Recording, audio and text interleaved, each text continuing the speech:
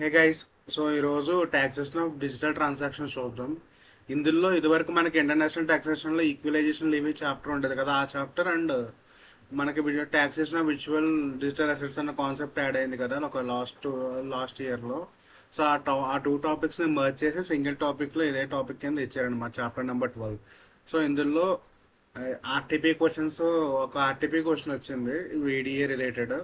And ఏంటంటే equalisation level 2023 November అటెంప్ట్లో important అనిపించిన క్వశ్చన్ని నేను అక్కడ మెన్షన్ చేశాను అనమాట. ఆ టూ క్వశ్చన్స్తో పాటు మనకి నార్మల్గా కాన్సెప్ట్ డిస్కస్ చేసుకుందాం ఈరోజు. ఓకే. అండ్ ఇంకొకటి ఏంటంటే ఒక 2-3 క్వశ్చన్స్ థియరీ క్వశ్చన్స్ ఉన్నాయి మనకి. ఈ మధ్యన ఎగ్జామ్లో ఏంటంటే థియరీ క్వశ్చన్స్ కూడా డైరెక్ట్గా అడుగుతున్నారు కదా. సో థియరీ క్వశ్చన్స్ ఏమైతే అడిగారో ఆ క్వశ్చన్ ఒక కాన్సెప్ట్గా డైరెక్ట్గా మీకు ఈ చాప్టర్లో ఇంక్లూడ్ చేసి పెట్టాను. అండ్ అదేంటంటే ఫస్ట్ ఇంట్రడక్షన్ మీకు ఫస్ట్ చాప్టర్ స్టార్ట్ అవ్వగానే ఫస్ట్ పేజ్లో టూ టాపిక్స్ ఉన్నాయి. ఒకటి ఏంటంటే difference between digital economy and traditional economy. దానివల్ల మనకి ఏం డిఫరెన్స్ క్రియేట్ అయింది అంటే ఛాలెంజెస్ ఏంటి, ఇప్పుడు ఈ కామర్స్ మీద వీటి మీద సపరేట్గా ప్రొవిజన్స్ పెట్టడానికి రీజన్ ఏంటన్నది మెయిన్గా మనం అక్కడ మెన్షన్ చేయాల్సిన రిమార్క్స్ అనమాట. సో ఈ టాపిక్స్ మీద థియరీ క్వశ్చన్స్ డైరెక్ట్గా ఫ్రేమే ఉంది ఐసీఏ బోర్డులో. సో మేబీ చెప్పలేం, మనకి ఎగ్జామ్లో డైరెక్ట్ క్వశ్చన్ ఇచ్చినా ఆశ్చర్యం లేదు ఈ టాపిక్ మీద. సో అందుకని ఫస్ట్ ఆ టూ టాపిక్స్ డైరెక్ట్ టాపిక్స్గా పెట్టాను. స్టార్ట్ చేసుకుందాం. ఫస్ట్ ఈ డిజిటల్ ఎకానమీకి మన నార్మల్ ఎకానమీకి ఉన్న ఛాలెంజెస్ ఏంటో చూసుకుందాం. ఇందులో మేజర్గా మనకి డిజిటల్ ఎకానమీ వల్ల ఉన్న ఛాలెంజెస్ ఏంటంటే ప్రపంచంలో ఏ మూల ఉన్న బయ్యర్స్ అయినా ఏ మూల ఉన్న సెల్లర్స్ దగ్గర నుంచి అయినా కొనొచ్చు. సో ఫిజికల్గా లొకేషన్ ఆఫ్ పర్టికులర్ ఏరియా అనేది ట్రాప్ లేదు. అండ్ ఇంకొకటి ఏంటంటే ఇంటర్నేషనల్ లెవెల్ సెల్లర్స్ ఉండడం వల్ల ఏంటంటే వాళ్ళ ట్యాక్సిబిలిటీ రిలేటెడ్ ఇష్యూస్ ఇవన్నీ మనకి ట్రాక్ చేయడం కష్టం మేజర్గా. ఎందుకంటే వాళ్ళ ఫిజికల్ ప్రెసెన్స్ ఇండియాలో ఉండదు. అండ్ గూడ్స్ ఫిజికల్ ఇన్వెంటరీ కూడా ఇండియాలో మెయింటైన్ చేయకుండా జస్ట్ ఇంపోర్ట్ చేసినప్పుడు ఆ పర్టికులర్ గూడ్ని పంపిస్తూ ఉండొచ్చు. సో ఇవన్నీ పాసిబుల్ ఉన్నాయి కదా. ఈ ఇష్యూస్ వల్ల దాని ట్యాక్సిబిలిటీ అనేది మనం కరెక్ట్గా చెప్పలేకపోతున్నాం. నెక్స్ట్ ఇంకొకటి వచ్చి ఏంటంటే e commerce definition. So e commerce definition మనకి ఇక్కడ యాక్ట్లో ఇచ్చింది ఏంటంటే supply of goods and services over digital network.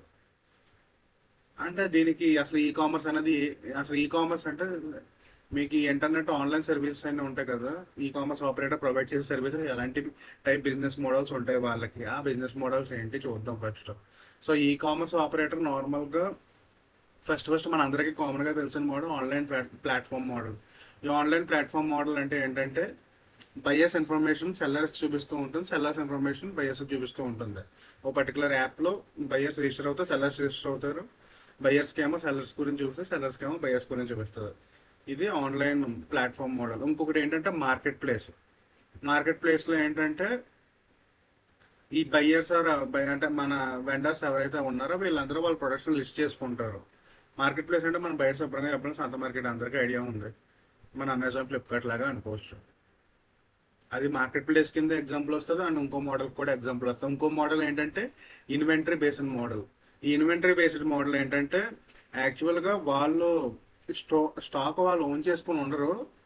ఈ అమెజాన్ పే ఎవరైతే ఉన్నారో వీళ్ళు డార్క్ వేర్ హౌసెస్ పెట్టి ఈ స్టాక్ని వాళ్ళ వేర్ హౌస్లో మెయింటైన్ చేస్తూ ఉంటారు అనమాట. యాక్చువల్ స్టాక్ వాళ్ళది కాదు, కాకపోతే ఇన్వెంటరీ వాళ్ళు మెయింటైన్ చేస్తారు. సో అలాంటి case inventory based commerce model అంటాం. అండ్ నెక్స్ట్ ఇంకొకటి ఏంటంటే సబ్స్క్రిప్షన్ బేస్డ్ మోడల్. మనకి అమెజాన్, నెట్ఫ్లిక్స్ ఇవన్నీ ఉంటాయి కదా ఇది. And next e commerce heavy uses ఏంటంటే డిజిటల్ ఐడెంటిటీ కోసం. అంటే మన ఐడెంటిటీ ప్రొటెక్షన్ అండ్ మన ఆధార్, కేవైసీ సర్వీస్ ఇవన్నీ కూడా డిజిటల్ ఐడెంటిటీ ప్రొటెక్షన్లోకి వస్తాయి. అండ్ నెక్స్ట్ ఇంకొకటి ఏంటంటే ఆన్లైన్ ఆఫ్లైన్ మిక్స్ ఉంటుంది కదా ప్లాట్ఫామ్స్. ఇప్పుడు మనకి డీమార్ట్ కానీ అలాంటివి ఏదైనా సూపర్ మార్కెట్స్ ఏంటంటే మ్యాక్స్ షాపింగ్ మాల్, వీటిలో ఏంటంటే ఆన్లైన్ యాప్ ఉంటుంది, ఫిజికల్ ప్రెసెన్స్ ఉంటుంది. ఆన్లైన్ యాప్లో అయినా మనం డెలివరీ గూడ్స్ అయినా తెప్పించుకోవచ్చు, ఫిజికల్గా వెళ్ళైనా చెక్ చేసుకోవచ్చు. So combination of online and offline combo ఉంటుంది అనమాట. ఇది డిఫరెంట్ డిఫరెంట్ మోడల్స్. ఇవి బేసిక్, ఇవి అందరికీ తెలిసినయే, కాకపోతే మళ్ళీ ఒకసారి ఇక్కడ రెఫర్ చేసుకున్నట్టు ఉంటుంది కదా అని చెప్పడం.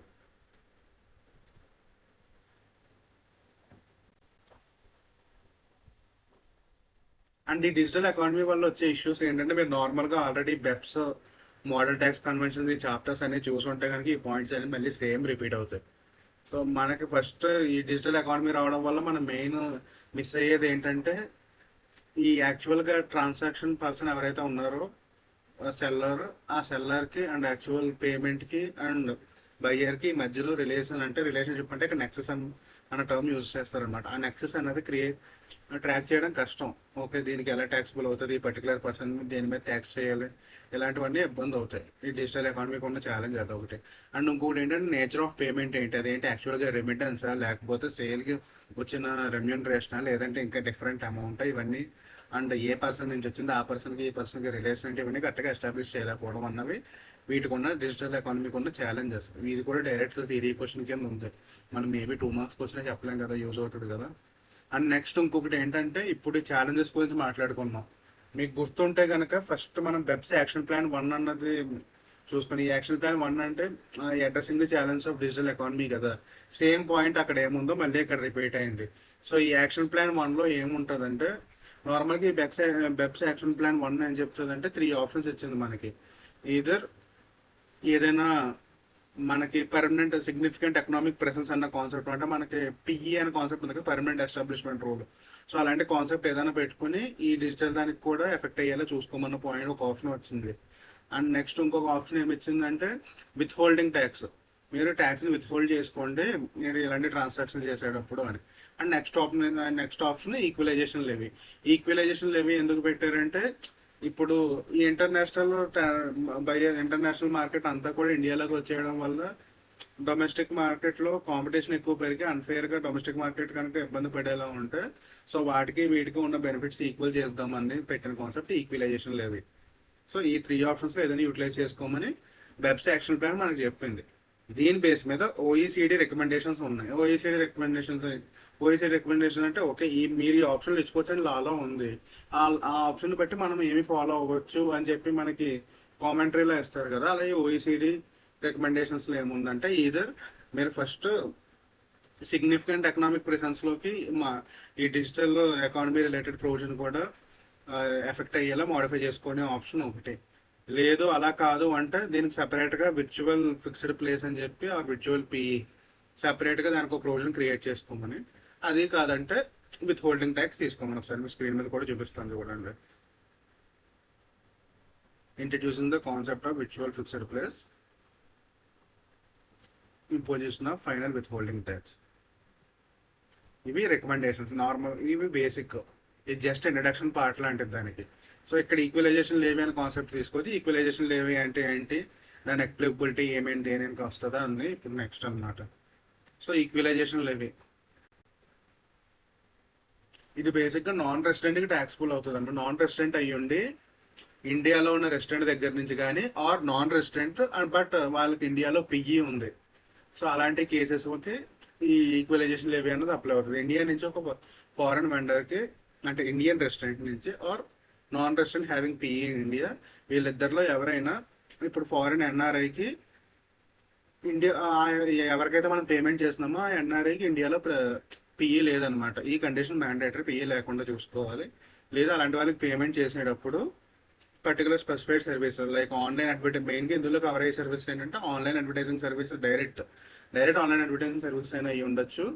లేదంటే వీళ్ళ వెబ్సైట్లో డిజిటల్ స్పేస్, అంటే ఏదైనా వీళ్ళ పోర్టల్లో వీళ్ళ వెబ్సైట్లో మీరు పర్టికులర్ ఏరియాలో ఈ యాడ్స్ ఆన్ చేసుకోవచ్చు స్పేస్ ఇచ్చే సర్వీసెస్ ఉంటాయి కదా. ఆ సర్వీస్, ఈ 2 సర్వీసెస్లో ఎలాంటి సర్వీసెస్ అయినా వచ్చినా ఆర్ ఈ టైప్ సిమిలర్ సర్వీస్ ఏదైనా ప్రొవైడ్ చేస్తుందో ఈ సర్వీసెస్ కనుక ఇండియన్ రెసిడెంట్ నుంచి ఆర్ నాన్ రెసిడెంట్ ఇండియాలో పిఈ ఉన్న పర్సన్ నుంచి అవతల పర్సన్కి పేమెంట్ వెళ్తే ఈక్వలైజేషన్ లెవీ అప్లై అవుతుంది. ఈ ఈక్వలైజేషన్ లెవీ అప్లై అవ్వడానికి ఇంకో కండిషన్ ఏంటంటే అట్లీస్ట్ కన్సిడరేషన్ అనేది 1 lakh కంటే అబోవ్ ఉండాలన్నమాట. సో 1 lakh కంటే అబోవ్ ఉంటే కానీ కన్సిడరేషన్ అనేది అప్లై అవ్వదు. సో బేసిక్గా ఈక్వలైజేషన్ పాయింట్స్, లెవీ పాయింట్స్ అంటే ఇవి ఇక్కడ మీకు చెప్పాను కదా. అండ్ ఇంకొకటి ఏంటంటే ఈ ఈక్వలైజేషన్ లెవీ కలెక్ట్ చేయాలంటే ఇండియా పర్సన్ ఎవరైతే పేమెంట్ చేస్తున్నారో ఆ పర్సన్ అది బిజినెస్ అండ్ ప్రొఫెషన్ ఏదో ఒకటి చేస్తూ ఉండాలన్నమాట. ఇన్ కేస్ ఆ సర్వీసెస్ పర్సనల్గా తీసుకుని పర్సనల్ రిలేటెడ్ దానికోసం పేమెంట్ చేస్తే కనుక దాని మీద ఈక్వలైజేషన్ లెవీ అప్లై అవ్వదు. ఈ ఈక్వలైజేషన్ లెవీ అన్నది 6% ఉంది టోటల్ సమ్ మీద అప్లై అవుతుంది అనమాట. సో 6% అప్లై చేసుకుంటాం. అండ్ నెక్స్ట్ ఇప్పుడు మనకి ట్యాక్స్ డిడక్ట్ చేసామంటే దాని డ్యూ డేట్స్ ఇవన్నీ వస్తాయి కదా. సో ఈ 6% డిడక్ట్ చేసింది నెక్స్ట్ మంత్ 7th లోపు అప్డేట్ గవర్నమెంట్కి రెమిట్ చేయాలన్నమాట మనం. ఒకసారి డిడక్ట్ చేశాక. ఒకవేళ అలా చేయలేదు అంటే మీకు ఇంట్రెస్ట్ అప్లై అవుతుంది. ఫర్ ఎగ్జాంపుల్ ఈ మంత్లో మనం ట్యాక్స్ డిడక్ట్ చేయాలి. ఈ మంత్ ఏప్రిల్ మంత్లో మనం పేమెంట్ చేసాము, వచ్చే మంత్ 7th లోపు మనం ట్యాక్స్ పే చేయాలి, మే 7th. సో పే చేయలేదు, పే చేయకపోతే ఆ మంత్కి అట్లీస్ట్ ఆ మంత్లో 1 డే జరిగినా కూడా 1% ఇంట్రెస్ట్ అమౌంట్ అనేది పే చేయాల్సి ఉంటుంది అనమాట. అంటే కంప్లీట్ మంత్కైనా 1% పడుతుంది, 1 or 2 days ఉన్న 1% అడిషనల్గా పడుతుంది. సో ఇప్పుడు నేను మళ్ళీ జూన్లో పే చేస్తే మే మంత్కి జూన్ మంత్కి 1% పే చేయాలంటే 2% ఇంట్రెస్ట్ పే చేయాల్సి ఉంటుంది. ఈక్వలైజేషన్ లేవి ట్యాక్స్ అమౌంట్ ఎంత ఉందో దాని మీద. అండ్ నెక్స్ట్ ఇంకోటి ఏంటంటే దీనికి నువ్వు డిడక్ట్ చేయలేదు సరే ఇది ఓకే, అండ్ నెక్స్ట్ ఇంకో పెనాల్టీ పడే ఛాన్స్ కూడా ఉంది. ఈ పెనాల్టీస్ ఎలా అంటే టైప్స్ ఆఫ్ పెనాల్టీస్ ఉంటాయి. నార్మల్గా ఈక్వలైజేషన్ లెవెల్లో ప్రొవిజన్ డిడక్ట్ చేయాలని అన్నాం కదా. ఇన్ కేస్ ఈ ఎస్ఎస్సి ఎవరైతే ఉన్నారో ఆ ఎస్ఎస్సి డిడక్ట్ చేయడం మర్చిపోయారు, డిడక్ట్ చేయడం కుదరలేదు. సో ఒకవేళ అలా డిడక్ట్ చేయకపోయినా కూడా ఈ ఎస్ఎస్సి తన సొంత అకౌంట్ నుంచి ఎవరైతే డిడక్ట్ చేయాల్సిన పర్సన్ ఉన్నారో తన సొంత అకౌంట్ నుంచి ఆ డబ్బులు వితిన్ 7th లోపు మనమైతే గవర్నమెంట్కి పే చేసేయాలి, మనం డిడక్ట్ చేసినా చేయకపోయినా. ఇదో ప్రొవిజన్ కూడా ఉంది. సో అందుకే 2 types ఆఫ్ పెనాల్టీస్ వస్తాయి ఇక్కడ. ఫస్ట్ మనం గవర్నమెంట్ నుంచి ట్యాక్స్ అంటే పర్టికులర్ పర్సన్ నుంచి ట్యాక్స్ డిడక్ట్ చేసాం, బట్ గవర్నమెంట్కి వితిన్ టైంలో రెమిట్ చేయలేదు. అలా రెమిట్ చేయకపోతే మీకు 1000 per day each day continue అవుతుంది అనమాట. ఎన్ని డేస్ అయితే మనకు max pay for example 1 lakh మీద 6% అంటే 6000 ఉంది ఈక్వలైజేషన్ లెవీ. సో ఈచ్ డేకి 1000 రూపీస్ పెనాల్టీ కంటిన్యూ అవుతుంది అన్నది మాత్రాన. సో ఒక 2 months అయ్యేటప్పటికి 60,000 కట్టాలన్నది రూల్ కదా. ఆ మాక్సిమం అప్పుడు 100% ఆఫ్ ది ట్యాక్స్ అమౌంట్ అనమాట. అదే పెనాల్టీ గవర్నమెంట్కి రెమిట్ చేయకపోతే. లేదు అసలు నువ్వు యాక్చువల్గా ఏ పర్సన్ దగ్గర డిడక్ట్ చేయాలో ఆ పర్సన్ దగ్గర డిడక్ట్ చేయలేదంటే పెనాల్టీ ఏంటంటే up to 100% of the tax amount అనేది మీకు పెనాల్టీ పడే ఛాన్స్ ఉంది. అండ్ నెక్స్ట్ ఇంకొకటి ఏంటంటే ఇప్పుడు ఈ రిటర్న్ ఫైలింగ్ అవన్నీ పాయింట్స్ ఉంటాయి. సో ఫస్ట్ ఈ ఇంట్రెస్ట్ పాయింట్స్ అవి చూపించి దాని తర్వాత రిటర్న్ ఫైలింగ్లోకి వెళ్దాం. ఇది చెప్పాను కదా 7th of every month. So ఒకవేళ మీరు 7th లోపు మీరు డిడక్ట్ చేసి పే చేయకపోతే, ఒకవేళ ఎస్ఎస్సి దగ్గర డిడక్ట్ చేయకపోయినా కూడా even if the SSC fails to do so still SSC has to pay to the government అనమాట. ఆ పాయింట్ ఒకటి గుర్తుంచుకోవాలి.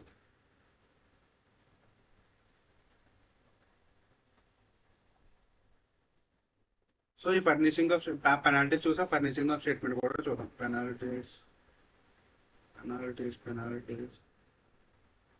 ఓకే. ఇందాక చెప్పాను కదా 1% ఆఫ్ ది అమౌంట్ పడుతుందని every month or part of a మంత్కి అది.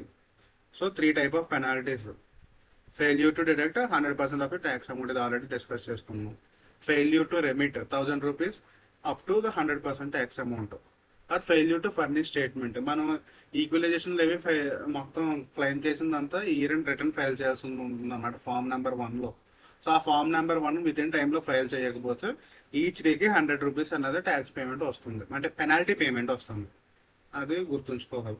ఒకవేళ ఈ పెనాల్టీస్ ఇప్పుడు మీరు ఈ పెనాల్టీస్ అన్ని కట్టకపోవడానికి ఆర్ ఎలా డిలే అవ్వడానికి మీ దగ్గర ప్రాపర్ వ్యాలిడ్ రీజన్ ఉందా, ఆ రీజన్కి మీ assistant commissioner or relevant commissioner ఎవరైతే ఉన్నారో వాళ్ళు కన్విన్స్ అయ్యారు. సో ఆ కేసులో ఏమవుతుందంటే సారీ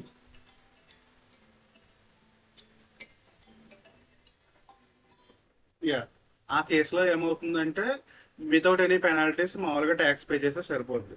బట్ ఏంటంటే కమిషనర్ ఎవరైతే ఉన్నారో వాళ్ళు నమ్మాలన్నమాట, మీరు చెప్పిన రీజన్ కన్విన్స్ అవ్వాలి. ఇవి పెనాల్టీస్.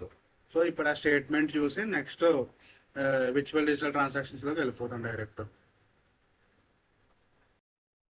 సో ఈ ఫర్నిషింగ్ ఆఫ్ స్టేట్మెంట్లో ఇందులో నార్మల్గా ఏంటంటే ఇప్పటి వరకు ఈ ఇయర్ డిడక్ట్ చేసిన ఈక్వలైజేషన్ లేవే అమౌంట్ ఉంటుంది కదా, ఈ అమౌంట్ అంతా మనం నెక్స్ట్ ఇయర్కి ఒక రిటర్న్ ఫైల్ చేయాలన్నమాట ఫామ్ నెంబర్ 1 అని. సో ఇది ఏంటంటే నెక్స్ట్ ఇయర్ 30th June లోపు ఫైల్ చేయాలి డ్యూ డేట్. సో ఒకవేళ వితిన్ 30th June లోపు ఫైల్ చేయకపోయినా ఆర్ మీకు రిటర్న్లో కొన్ని డీటెయిల్స్ ఎంటర్ చేయడం మర్చిపోయినా రివైజ్డ్ స్టేట్మెంట్ ఫైల్ చేయొచ్చు with in the end of 2 years from the actual financial year అనమాట. ఫర్ ఎగ్జాంపుల్ 2024-25 ఫైనాన్షియల్ ఇయర్కి మనం రిటర్న్ ఫైల్ చేసాము, బట్ ఏంటంటే అందులో ఒక 2 line items మిస్ చేసాము అనుకోండి. సో నెక్స్ట్ 2 years లోపు దాని రివైజ్డ్ స్టేట్మెంట్ కూడా ఫైల్ చేయొచ్చు అనమాట. ఇది ఒక ఆప్షన్ ఉంది. లేదు కంప్లీట్గా ఫైల్ చేయకపోయినా కూడా డైరెక్ట్గా రివైజ్డ్ స్టేట్మెంట్ ఫైల్ చేసుకోవచ్చు విత్ ఇన్ డ్యూ డేట్ లో ఫైల్ చేయకపోతే. అండ్ ఇప్పుడు మనం ఒకవేళ with in due date file చేయకపోతే అసెసింగ్ ఆఫీసర్ నోటీస్ ఇష్యూ చేస్తారు కదా. వన్స్ ఆ నోటీస్ ఇష్యూ చేస్తే కనుక విత్ ఇన్ 30 days లోపు మనం ఆ నోటీస్కి రెస్పాండ్ అవ్వాలి. అంటే ఆ నోటీస్ రెస్పాండ్ అయ్యి స్టేట్మెంట్ ఫైల్ చేయాల్సి ఉంటుంది. ఓకే, అలా ఫైల్ చేయలేదు ఒకసారి అలా ఫైల్ చేసిన తర్వాత ఈ ప్రాపర్ ఆఫీసర్ ఎవరైతే ఉన్నారో వాళ్ళు ఏంటంటే మనం ఫైల్ చేసిన రిటర్న్లో ఫస్ట్ అర్థమెటికల్ ఎర్రర్ ఏమైనా ఉందేమో చూస్తారు, క్యాలిక్యులేషన్ ఎర్రర్. ఓకే, అంతా పర్ఫెక్ట్గా ఉంది అనుకుంటే ఇంట్రెస్ట్ ఏమైనా అప్లికబిలిటీ ఉందా అని చెక్ చేస్తారు. సో ఇంట్రెస్ట్ ఏమీ అప్లికబిలిటీ లేదు అంటే నెక్స్ట్ రిఫండ్ అలాంటివి ఏమైనా ఇవ్వాల్సి ఉంటుందా అని చెక్ చేస్తారు. అవి ఏమీ లేవు అంటే కనుక ఇంకా క్లోజ్ అయిపోయినట్టే, ఏ ఇష్యూస్ ఉండవు. ఒకవేళ మీకు రిఫండ్ రావాల్సి వచ్చినా, గవర్నమెంట్ ట్యాక్స్ పే చేయాల్సి వచ్చినా, సో మీరు ఎప్పుడైతే రిటర్న్ ఫైల్ చేస్తారో, అంటే ఇప్పుడు for example a year for example మీరు ఎప్పుడైతే రిటర్న్ ఫైల్ చేసిన ఇయర్ ఉంటుందో ఆ ఇయర్ ఎండింగ్ నుంచి విత్ ఇన్ 1 year లోపు ఇంటిమేషన్ రావాలి. అంటే మీకు ఏదైనా ట్యాక్స్ పేమెంట్ చేయాల్సి ఉంటే కనుక ఈక్వలైజేషన్ రివైలేటెడ్, సో విత్ ఇన్ 1 year లోపే మీకు ట్యాక్స్ టీమ్ అప్డేట్ చేయగలరు. ఆ 1 year క్రాస్ అయితే ఆ ట్యాక్స్ టీమ్ మీకు ఏమీ ఇంట్రెస్ట్ రిలేటెడ్ ఇంటిమేషన్ ఏమీ ఇవ్వలేదు. సింపుల్గా చెప్పాలంటే మీరు ట్యాక్స్ ఏమీ పే చేయలేదు అనమాట. సో ఒకవేళ ఇంటిమేషన్ ఇచ్చారు, అంతా బాగానే ఉంది, అలా ట్యాక్స్ పే చేయాలి అది ఇది అని చెప్పారు. సో గవర్నమెంట్కి ఒకవేళ ఏంటంటే ఒకసారి మళ్ళీ ఆ రికార్డ్స్ మళ్ళీ వెరిఫై చేసుకుంటే, సో ఇది ఇంటిమేషన్ ఇవ్వాల్సిన అవసరం లేదన్నారు కానీ కేసు వచ్చింది అనుకోండి, ఆ కేసు ఇదర్ మీరు అప్లికెంట్ ఎవరైతే ఉన్నారో అప్లికెంట్ అయినా వెళ్ళి, సో అసలు మా రికార్డ్స్ ప్రకారంగా మేము కరెక్ట్గా ఫైల్ చేసాము, మాకు ఇంటిమేషన్ అన్నది అప్లికబుల్ అవ్వదంటే గవర్నమెంట్ దాన్ని విత్ ఇన్ 1 year లోపు రెక్టిఫై చేసుకోవచ్చు. ఆ 1 year దాటే మళ్ళీ రెక్టిఫై చేయడానికి ఉండదు. ఈ ఇంటిమేషన్ ఆర్డర్ని రెక్టిఫై చేసి క్యాన్సిల్ చేయొచ్చు. ఆర్ ఇదర్ డిపార్ట్మెంటే మళ్ళీ చెక్ చేసి మళ్ళీ డైరెక్ట్గానే క్యాన్సిల్ చేయొచ్చు. సో ఒకవేళ అలా క్యాన్సిల్ అవుతుంది, ఇంటిమేషన్ ఆర్డర్ వచ్చింది, ఇదంతా వచ్చింది. ఇప్పుడు ఇంటిమేషన్ ఆర్డర్ వచ్చిన తర్వాత నాకు ఇంటిమేషన్ ఆర్డర్తో నేను అగ్రీ అవ్వట్లేదు నేను ట్యాక్స్ పే చేయమన్న దానికి. సో నేను ఏం చేస్తాను, ఆ ఇంటిమేషన్ ఆర్డర్ని పట్టుకుని అపీల్ చేస్తాను. ఆ ఆర్డర్ ఎప్పుడైతే నాకు కమ్యూనికేట్ అవుతుందో విత్ ఇన్ 30 days నేను కమిషనర్ ఆఫ్ అపీల్స్కి అపీల్ చేస్తాను. సో అప్పుడు కమిషనర్ ఆఫ్ అపీల్స్ ఏదో ఒక జడ్జ్మెంట్ ఇస్తారు. అంటే ఆ కమిషనర్ ఆఫ్ అపీల్స్ అపీల్ చేసేటప్పుడు 1000 రూపీస్ ఫీజు కట్టాలని Form 3లో ఆ అపీల్ అనేది ఫైల్ చేయాలి. అపీల్ ఫైల్ చేసాం అంతా ఓకే. ఈ అపీల్ కూడా నీకు నచ్చలేదు, ఈ అపీల్ ఏదైతే ఫైల్ చేసావో ఆ అపీల్ వాళ్ళు ఇచ్చిన తీర్పు కూడా నీకు నచ్చకపోతే మళ్ళీ దానికి అపెల్లెట్ ట్రిబ్యునల్కి అప్లై చేసుకునే ఛాన్స్ ఉంది. ఈ అపెల్లెట్ నీకు ఫస్ట్ ఇంటిమేషన్ ఆర్డర్కి అపీల్ చేయడానికి నీ సైడ్ మాత్రమే అథారిటీ ఉందన్నమాట. కమిషనర్ సైడ్ నుంచి ఎవరు అపీల్ చేయరు.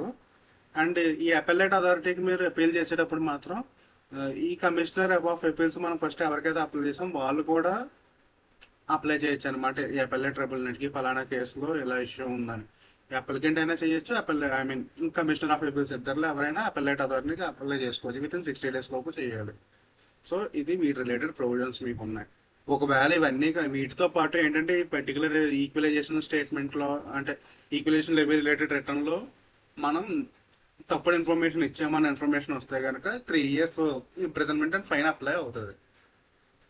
ఇందులో ఈక్వలైజేషన్ లెవీకి డబుల్ ట్యాక్సేషన్ అవ్వకుండా ఉండడం కోసం ఓ ప్రొవిజన్ ఉంది, Section 1050 ఎగ్జామ్షన్ అనమాట ఇది యాక్చువల్గా.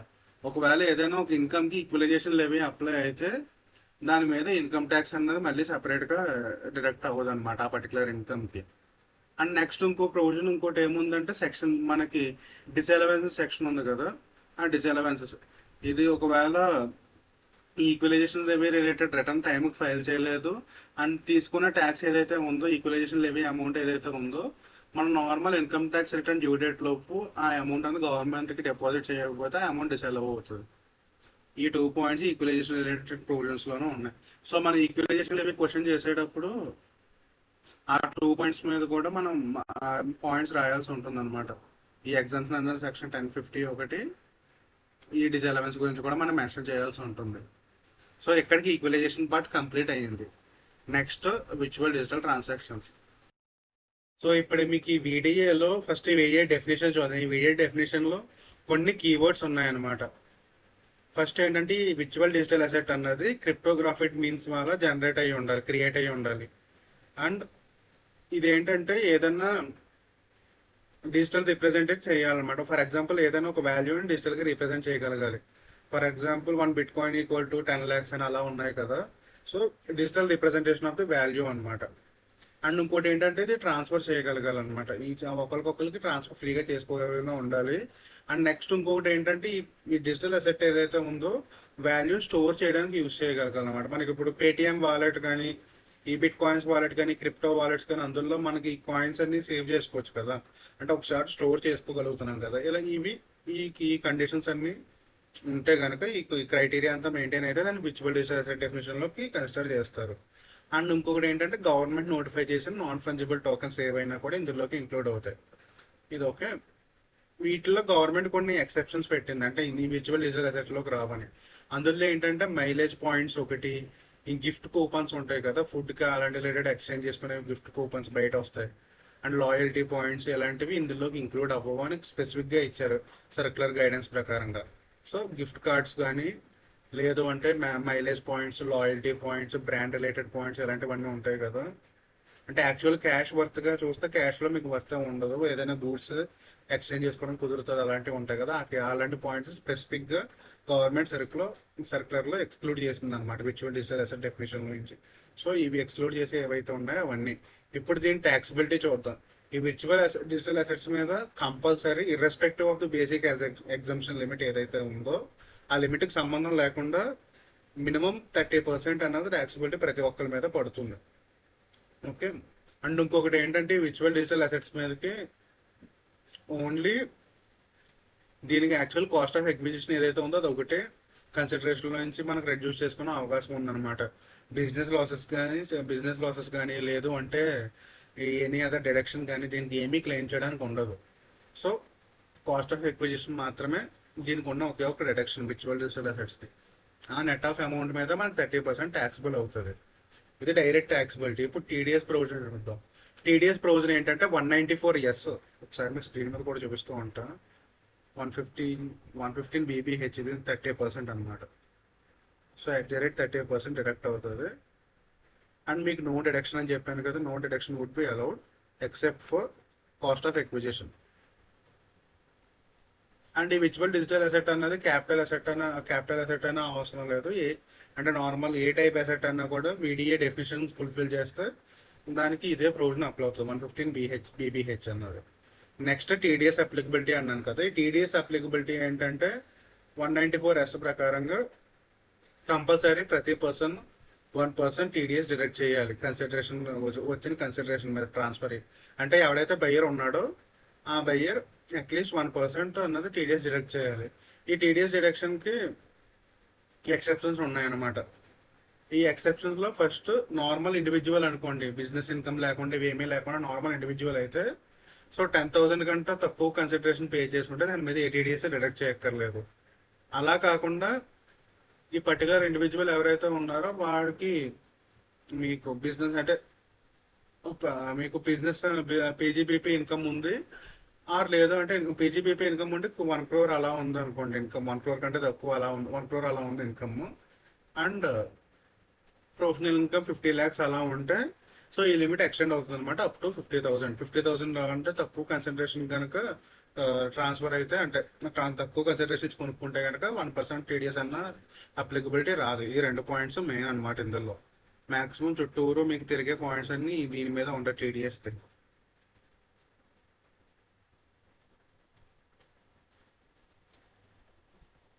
చెప్పాం కదా, ఈ 1 crore ఎవరికైతే ఎక్సీడ్ అవ్వదో వాళ్ళకి. ఇది సేమ్ ప్రొవిజన్ మీకు 194 లో కూడా సేమ్ ఇదే ప్రొవిజన్ ఉంటుంది కదా. ఇదంటే కొంచెం సిమిలర్ ప్రొవిజన్ ఉంటుంది. అక్కడ ఇండివిజువల్ క్యారింగ్ బిజినెస్ ఉండి ఎంత టర్న్ ఓవర్ అంత టర్న్ ఓవర్ అని వస్తుంది కదా, అది సేమ్ కేసెస్. సో ఒకవేళ ఈ స్పెసిఫైడ్ డెఫినేషన్ లోకి వస్తే 50,000 లిమిట్ ఉంటుంది, లేదంటే 10,000 లిమిట్. ఇది కాకుండా నార్మల్గా టీడీఎస్ అనేది ఎప్పుడు డిడక్ట్ చేయాలి. సో నార్మల్గా ఈ పేమెంట్ ఎవరికైతే ఎప్పుడైతే పర్టికులర్ పర్సన్ కి క్రెడిట్ అవుతుందో ఆ డేట్, ఆర్ లేదు అంటే మనం ఎప్పుడైతే పేమెంట్ ఇనిషియేట్ చేసామో ఆ date which ever is earlier. ఈ 2 days లో ఏ డేట్ ఎర్లియర్ అయితే ఆ డేట్ కి 1% టీడీఎస్ డిడక్ట్ చేయాలి. అండ్ ఇందులో ఏంటంటే డిఫరెంట్ సెనారియోస్ ఉన్నాయి. సో ఇప్పుడు ఈ టీడీఎస్ అన్నది మనమే కొన్ని సార్లు ఏంటంటే party to party buyer seller direct గా తెలుస్తారు, వాళ్ళు ఎక్స్చేంజ్ చేసుకుంటారు కాబట్టి ఓకే డైరెక్ట్ గా ఇద్దరు ట్యాక్స్ పే చేసుకుంటారు. ఇక్కడ బయ్యర్ సెల్లర్ క్లియర్ గా ఐడెంటిఫికేషన్ ఉన్నారు. కొన్నిసార్లు ఏంటంటే మనం కాయిన్ డిసిఎక్స్ అలాంటి ఎక్స్చేంజ్ రిలేటెడ్ యాప్స్ యూజ్ చేస్తాం. అందులో సెల్లర్ ఎవరో బయ్యర్ ఎవరో మనకి ఐడెంటిఫికేషన్ లేదు. ఆ కేసులో ఏమవుతుందంటే ఈ ఎక్స్చేంజ్ ఈ బయ్యర్ కి సెల్లర్ కి దగ్గర ఉన్న ట్రాన్సాక్షన్ మీద టీడీఎస్ డెలివర్ చేయాలి. మళ్ళీ బయ్యర్ మీద సెల్లర్ మీద టీడీఎస్ అప్లికబిలిటీ అన్నది ఉండదు అనమాట. సో ఇది ఒక పాయింట్ మనం గుర్తుంచుకోవాలి ఒకవేళ ఎక్స్చేంజ్ ఇన్వాల్వ్ అయితే. సో ఇది ఈ మంత్ ఇప్పుడు డిడక్ట్ చేసాం, అంతా బాగానే ఉంది, ఫైన్. సో ఇప్పుడు ఈ డిడక్ట్ చేసింది డిపాజిట్ చేయాలి కదా. నార్మల్గా ఇక్కడ specified individual case different, normal ఇండివిజువల్స్కి డిఫరెంట్ అనమాట. సో ఈ స్పెసిఫైడ్ ఇండివిజువల్ ఏంటంటే ఎక్స్చేంజ్ ట్రాన్సాక్షన్స్ నార్మల్ ఇండివిజువల్కి ఒక రకంగా టైం లిమిట్ ఉంటుంది మీకు. ఈ స్పెసిఫైడ్ పర్సన్ అంటే ఇందాక చెప్పాను కదా, 50 lakhs కంటే తక్కువ ప్రొఫెషనల్ ఇన్కమ్ కానీ, లేదు అంటే 1 crore కంటే తక్కువ పీజీబీపీ ఇన్కమ్, ఇలా తక్కువ ఉన్న వాళ్ళు ఆ రేంజ్లో ఉన్న ఇన్కమ్ ఉన్న వాళ్ళని స్పెసిఫైడ్ పర్సన్ అంటారు. వీళ్ళు ఏంటంటే నెక్స్ట్ మంత్ 30th లోపు డిపాజిట్ చేయొచ్చు.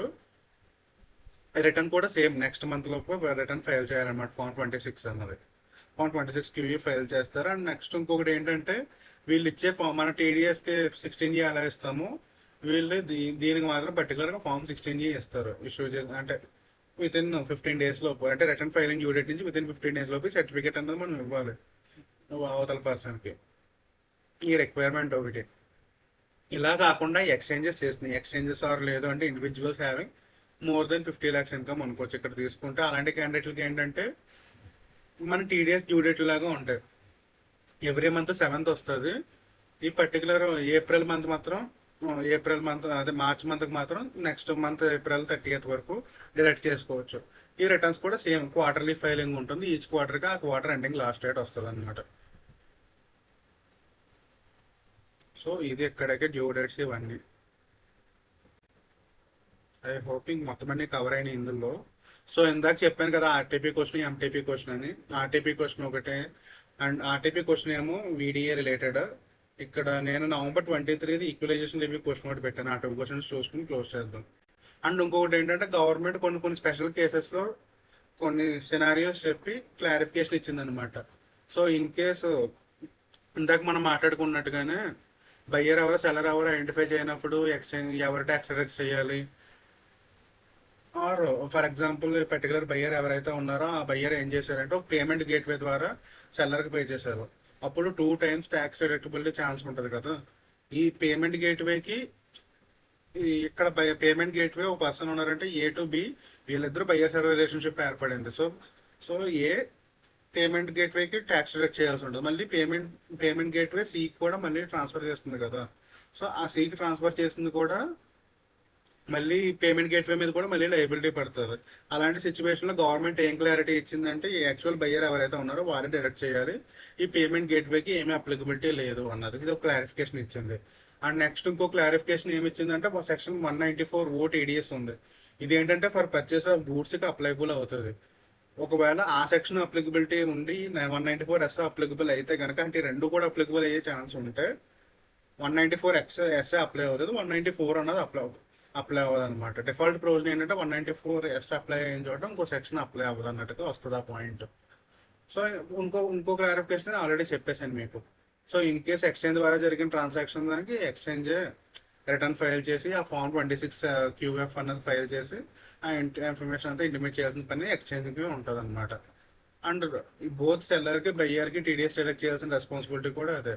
ఇన్ కేసు యాక్చువల్ క్యాష్కి ఎక్స్చేంజ్ కాకుండా బోత్ సెల్లర్ అండ్ బయ్యర్ ఏం చేశారంటే ఒకటి బిట్ కాయిన్ ఎక్స్చేంజ్ చేస్తే ఇంకొకటి ఎథీరియం ఎక్స్చేంజ్ చేసి ఇన్స్టెడ్ ఆఫ్ క్యాష్. ఆ టైంలో రెండు కూడా ఈచ్ అండ్ ఒకరికి ఒక కేసులో ఒకరు బయర్ అవుతారు, ఒక కేసులో ఇంకోటి బయర్ అవుతారు కదా. 2 ట్రాన్సాక్షన్ల మీద టీడీఎస్ కట్ చేయాలి కదా. ఆ రెస్పాన్సిబిలిటీ అంతా కూడా ఎక్స్చేంజ్ చూసుకుంటారు. ఇది ఇక్కడ ఉన్న మనకి డేటా. ఇప్పుడు ఆ క్వశ్చన్స్ చూసుకుని క్లోజ్ చేసుకోవచ్చు.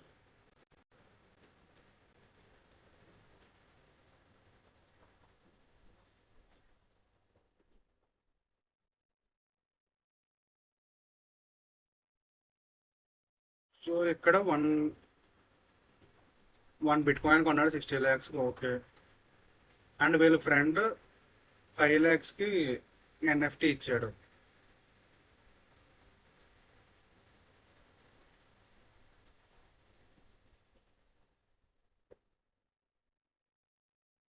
నేను అక్కడ కింద క్వశ్చన్ ఎక్స్ప్లెయిన్ చేయను, ఇందులో మనకి మెయిన్ అప్లికబుల్ పాయింట్స్ ఉన్నాయి, అప్లై చేస్తారు. ఇక్కడ ఈ ఇన్కర్డ్ ఎక్స్పెన్సెస్ ఆఫ్ 0.1% అని మెన్షన్ చేశారు కదా. సో మీకు ఇందాక ఏం చెప్పాను, ఓన్లీ కాస్ట్ ఆఫ్ ఎక్విజిషన్ మాత్రమే కన్సిడర్ అవుతుంది అని చెప్పాను. ఈ కాస్ట్ ఆఫ్ ఎక్విజిషన్ లో ఎక్స్పెండిచర్ ఫర్ ట్రాన్స్ఫర్ అన్నది ఇంక్లూడ్ అవ్వదు అనమాట. సో ఈ అమౌంట్ ఇంక్లూడ్ అవ్వదు. సో ఇక్కడ 0.5 బిట్ కాయిన్ ట్రాన్స్ఫర్ చేశారు కాబట్టి 28 lakhs కి. So 30 lakhs cost of acquisition minus ఇది 2 lakhs లాస్ ఉన్నా కూడా లాస్ మీకు ఏం చెప్పాను, వేరే వాటికి సెట్ ఆఫ్ అవ్వదని చెప్పాను కదా, ఆ పాయింట్ ఒకటి. అండ్ నెక్స్ట్ ఇంకొకటి ఇప్పుడు ఎన్ఎఫ్టీ టోకెన్స్ చూద్దాం. ఇక్కడ ఎన్ఎఫ్టీ టోకెన్స్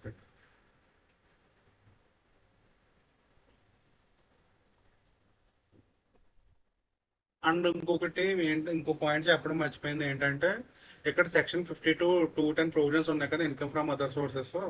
ఇన్ అడ్వకేట్ కన్సిడరేషన్కి వస్తే ఆ ప్రొవిజన్స్ రిలేటెడ్ కూడా అప్లై అవుతుంది.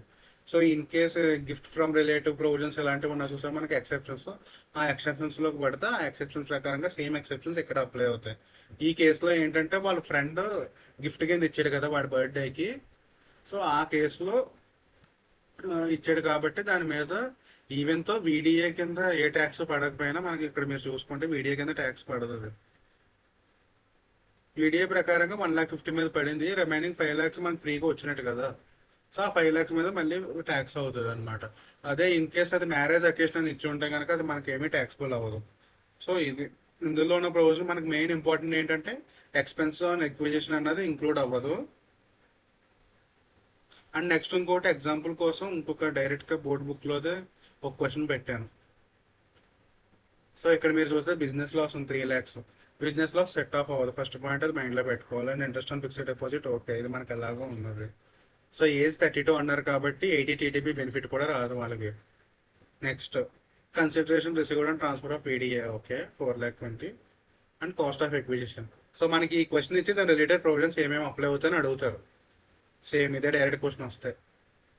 ఈ క్వశ్చన్ నుంచి మనకి ఏమేమి ప్రొవిజన్స్ అప్లై అవుతాయి, ఫస్ట్ మనం ట్యాక్సిబిలిటీ పాయింట్ ఆఫ్ వ్యూలో ఆలోచిద్దాం. ట్యాక్సిబిలిటీ పాయింట్ ఆఫ్ వ్యూలో ఏం చూస్తే ఏమొస్తుంది, irrespective of the basic exemption limit మనకి 30% ట్యాక్స్ అనేది అప్లై చేయాలి. అంటే 4,20,000 మైనస్ ఆ 20,000 తీసేస్తే మీకు 30% ట్యాక్స్ ప్లస్ 4% సెస్ అప్లై అవుతుంది. అది 1,20,800 1,24,600 సమ్ చేంజ్ వస్తుంది ఆ amount total tax liability. And next ఇంకోటి ఏంటంటే మనకి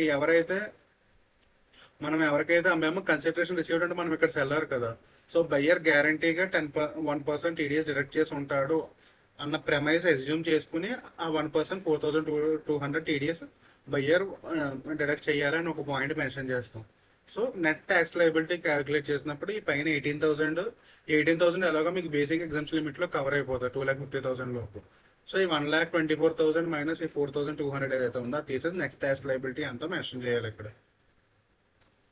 సో అదే ఇక్కడ మెన్షన్ చేసాం 1,24,800.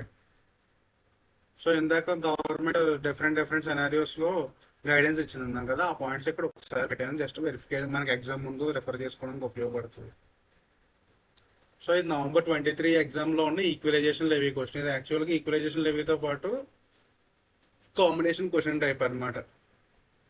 సో నేను ఈక్వలైజేషన్ లెవీ పార్ట్ ఒకటే చెప్తాను. ABC INC incorporated company okay.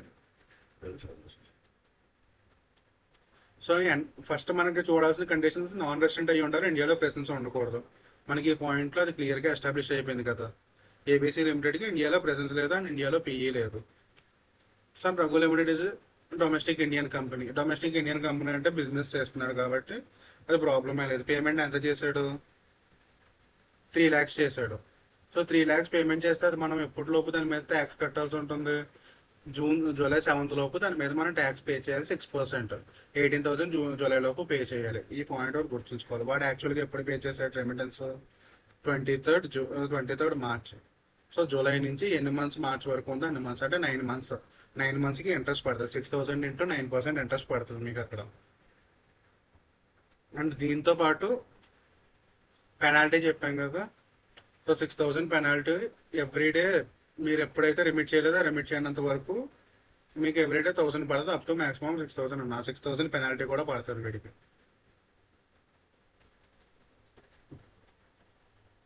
And next point ఏంటంటే ఈ ఎల్ఎన్సీ ఇండియన్ బేస్డ్ కంపెనీకి కూడా ఈ సేమ్ అడ్వర్టైజ్మెంట్ సర్వీసెస్ కోసమే అమౌంట్ పే చేశారు. కాకపోతే ఏంటంటే ఆ కంపెనీకి పిఈ ఉంది, మనకు పిఈ ఉంటే ఈక్వలైజేషన్ అవి అప్లై అవ్వదు. ఆ అమౌంట్ గురించి మెన్షన్ చేశారు, అంతే పాయింట్.